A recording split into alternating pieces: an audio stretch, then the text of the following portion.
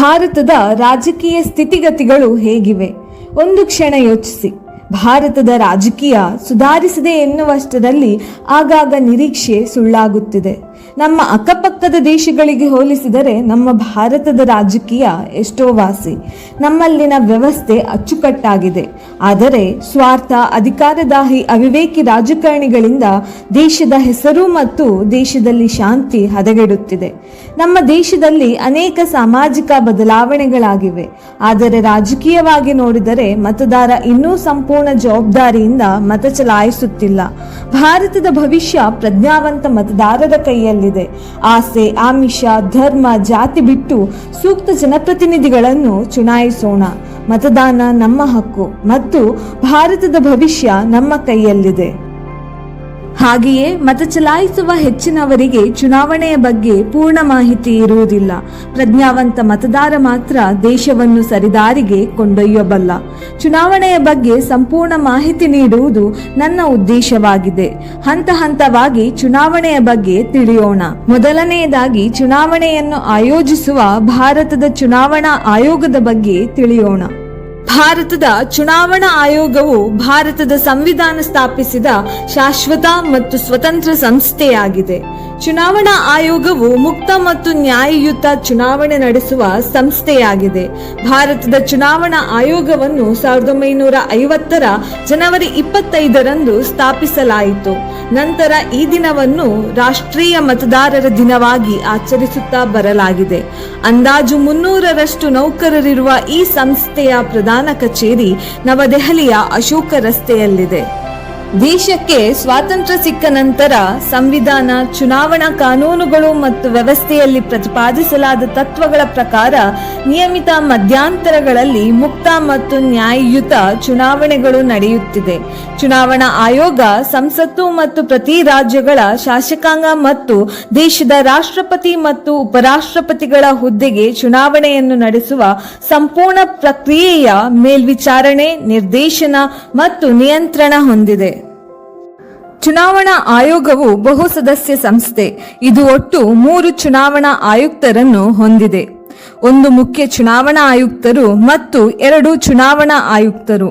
ಇದರಲ್ಲಿ ಮುಖ್ಯ ಚುನಾವಣಾ ಆಯುಕ್ತರು ದೇಶದ ಚುನಾವಣಾ ಆಯೋಗದ ಅಧ್ಯಕ್ಷರಾಗಿರುತ್ತಾರೆ.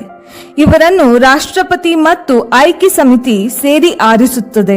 ಆಯ್ಕೆ ಸಮಿತಿಯಲ್ಲಿ ದೇಶದ ಪ್ರಧಾನಿ, ವಿರೋಧ ಪಕ್ಷದ ನಾಯಕ ಮತ್ತು ಒಬ್ಬ ಕೇಂದ್ರ ಸಂಪುಟ ಸಚಿವ ಇರುತ್ತಾರೆ. ಚುನಾವಣಾ ಆಯುಕ್ತರ ಕೆಳಗೆ ಅನೇಕ ಹುದ್ದೆಗಳಲ್ಲಿ IAS ಶ್ರೇಣಿಯ ಅಧಿಕಾರಿಗಳು ಕೆಲಸ ಮಾಡುತ್ತಾರೆ. ಚುನಾವಣಾ ಆಯುಕ್ತರ ಸ್ಥಾನದ ಗೌರವ ಸುಪ್ರೀಂ ಕೋರ್ಟ್ ಜಡ್ಜಿನ ಸ್ಥಾನಕ್ಕೆ ಸಮ. ಇವರ ಆಡಳಿತ ಅವಧಿಯು ವಯಸ್ಸು 65ರ ತನಕ ಅಥವಾ ಅಧಿಕಾರ 6 ವರ್ಷಗಳ ಕಾಲ. ಇವೆರಡರಲ್ಲಿ ಯಾವುದು ಮೊದಲು ಬರುತ್ತದೆಯೋ ಅದು. ಹೆಚ್ಚಾಗಿ ರಾಷ್ಟ್ರಪತಿಗಳು ಅಧಿಕಾರದ ಅವಧಿಯನ್ನು ನಿರ್ಧರಿಸುತ್ತಾರೆ. ಇವರನ್ನು ಕೂಡ ಸುಪ್ರೀಂ ಕೋರ್ಟ್ ಜಡ್ಜಿಗಳಂತೆ ಸ್ಥಾನದಿಂದ ತೆರವುಗೊಳಿಸಲಾಗುವುದಿಲ್ಲ. ತೆರವುಗೊಳಿಸಲು ರಾಷ್ಟ್ರಪತಿಗಳನ್ನು ತೆಗೆದುಹಾಕಲು ಪ್ರತ್ಯೇಕವಾಗಿ ಬಳಸುವ ಲೋಕಸಭೆ ಮತ್ತು ರಾಜ್ಯಸಭೆಯ ಸಂಪೂರ್ಣ ಬಲದ 3/2ರಷ್ಟು ವಿಶೇಷ ಬಹುಮತದ ಅಗತ್ಯವಿದೆ. ಪ್ರತಿ ರಾಜ್ಯಗಳಲ್ಲಿ ರಾಜ್ಯ ಚುನಾವಣಾ ಆಯೋಗಗಳಿರುತ್ತವೆ. ಇವು ಆಯಾ ರಾಜ್ಯಗಳ ಪಂಚಾಯತ್, ಮುನ್ಸಿಪಾಲಿಟೀಸ್ ಚುನಾವಣೆಯನ್ನು ಆಯೋಜಿಸುತ್ತದೆ. ರಾಜ್ಯದ ಮುಖ್ಯ ಚುನಾವಣಾ ಆಯುಕ್ತರನ್ನು ರಾಜ್ಯಪಾಲರು ನೇಮಿಸುತ್ತಾರೆ. ಜಿಲ್ಲಾ ಮತ್ತು ಕ್ಷೇತ್ರ ಮಟ್ಟದಲ್ಲಿ ಜಿಲ್ಲಾಧಿಕಾರಿಗಳು, ಚುನಾವಣಾ ನೋಂದಣಿ ಅಧಿಕಾರಿಗಳು ಮತ್ತು ಚುನಾವಣಾ ಅಧಿಕಾರಿಗಳು ಕಾರ್ಯನಿರ್ವಹಿಸುತ್ತಾರೆ. ಚುನಾವಣಾ ಆಯುಕ್ತರ ಅರ್ಹತೆ, ಅಧಿಕಾರದ ಅವಧಿ, ನಿವೃತ್ತಿಯ ಮಾಹಿತಿಯನ್ನು ಸಂವಿಧಾನವು ಸ್ಪಷ್ಟವಾಗಿ ನಮೂದಿಸಿಲ್ಲ. ಚುನಾವಣಾ ಆಯೋಗದ ಕಾರ್ಯಗಳನ್ನು 3 ವಿಧಗಳಾಗಿ ವಿಂಗಡಿಸಬಹುದು. ಅವುಗಳೆಂದರೆ ಆಡಳಿತಾತ್ಮಕ, ಸಲಹೆ ಮತ್ತು ಅರೆನ್ಯಾಯಾಂಗ. ಇವುಗಳ ಬಗ್ಗೆ ವಿವರವಾಗಿ ತಿಳಿಯುವ ಅಗತ್ಯವಿದೆ. ಚುನಾವಣಾ ಆಯೋಗವು ಚುನಾವಣಾ ಕ್ಷೇತ್ರದ ಪ್ರಾದೇಶಿಕ ಪ್ರದೇಶಗಳನ್ನು ಜನಸಂಖ್ಯೆಯ ಆಧಾರದ ಮೇಲೆ ವಿಂಗಡಿಸುತ್ತದೆ. ಮತದಾರರ ಪಟ್ಟಿಯನ್ನು ಮಾಡುವ ಕೆಲಸ ಆಯೋಗದ್ದಾಗಿದೆ.